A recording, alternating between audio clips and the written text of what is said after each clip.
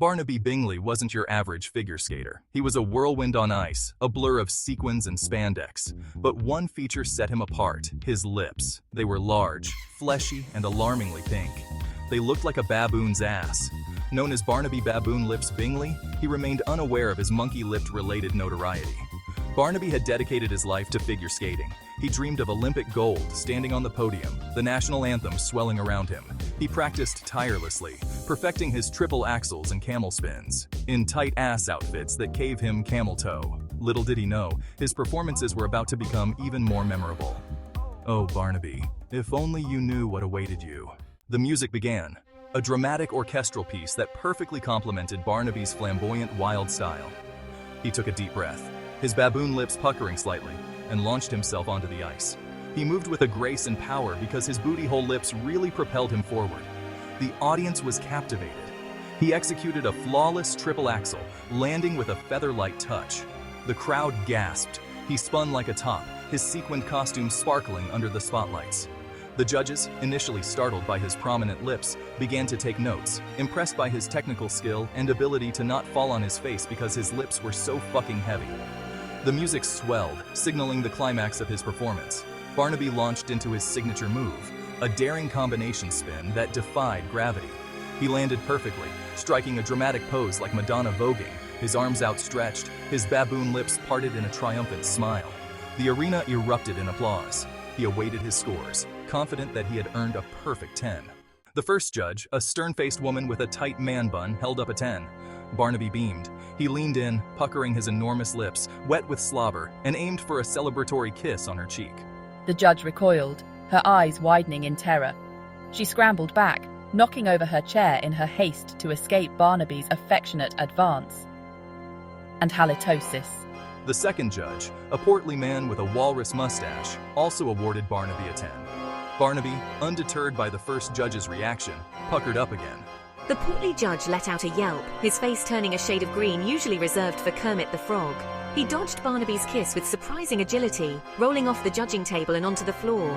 The third judge, a young woman with bright pink hair, seemed less perturbed by Barnaby's lips, but she was more bothered by his threatening camel toe. She even gave him a small, hesitant smile as she held up her 10. Barnaby, emboldened, puckered his lips with renewed enthusiasm. Pink hair was all like, "Hell nah ass lips." The judges, meanwhile, were huddled together at the far end of the arena, whispering frantically. They were traumatized. They had never witnessed anything so horrifying. The image of Barnaby's enormous baboon-like lips, puckered and aiming for their faces, was seared into their memories. So messed up. Those lips, they were pulsating. That's some serious PTSD shit right there. The stern-faced judge was fanning herself with her scorecard, her man bun slightly askew. I thought I was going to be swallowed whole. The portly judge nodded vigorously, still pale from his near-kiss experience. The pink-haired judge slowly regained consciousness, blinking in confusion. Did I just see a giant baboon's butthole coming at me? They decided unanimously that they could not continue judging the competition. With the judges gone, the competition was effectively over. Thank goodness. Barnaby, oblivious to the chaos he had caused, was still basking in the glow of his perfect scores. He assumed he had won. He took a victory lap around the ice, waving to the bewildered and grossed-out audience. What just happened? The announcer, unsure of how to proceed, simply declared Barnaby the winner by default. He was crowned the champion and had a medal placed around his neck. It almost got caught on his big-ass lips. Barnaby beamed, his baboon lips stretching into a wide, triumphant, goofy grin. He had achieved his dream. He looked around for someone to kiss, to share his joy with, but people started running. Shoot, I'd have run too. Barnaby, undeterred, decided to celebrate his victory in his own way. He skated over to the concession stand, his medal clinking against his chest, and ordered a large banana split. He ate it with gusto, his baboon lips quivering and smacking with delight. He then proceeded to the gift shop, where he purchased a giant inflatable baboon.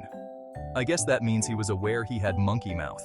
He inflated it on the ice, giving it a big, smacking kiss on its bright red inflated lips. The baboon, thankfully, did not recoil in horror.